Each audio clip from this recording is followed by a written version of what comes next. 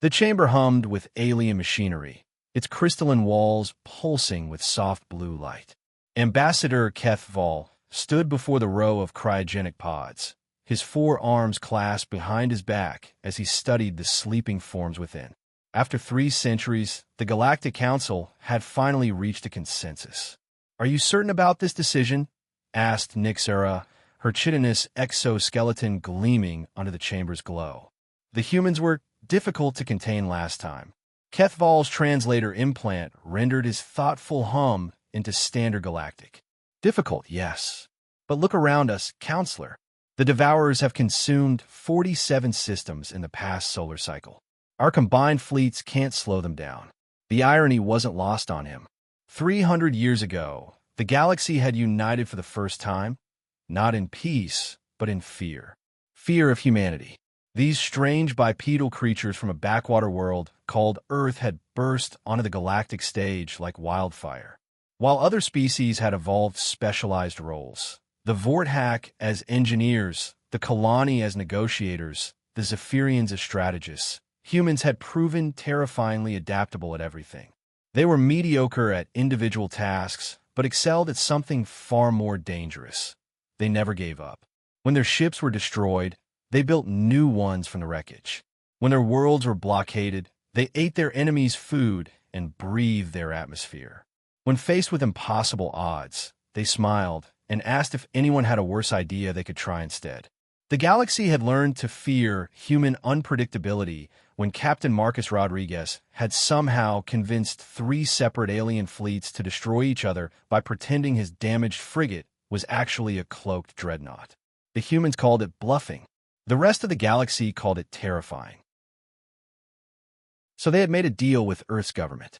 Instead of extermination, the humans would be placed in voluntary cryosleep until the galaxy needed them. It was supposed to be indefinitely. "The awakening sequence will take 6 hours, reported Dr. Yylane from her monitoring station. "But sir, our analysis suggests they may not be cooperative." "Would you be? Quelle volonté? We imprisoned their entire species based on potential crimes they hadn't committed yet." The first pod began to cycle through its awakening protocol. Inside, the humans stirred. A tall female with dark skin and short-cropped hair. Her eyes opened slowly, then snapped to full alertness with startling speed. She sat up, scanning the chamber with the predatory awareness that had made humans so feared.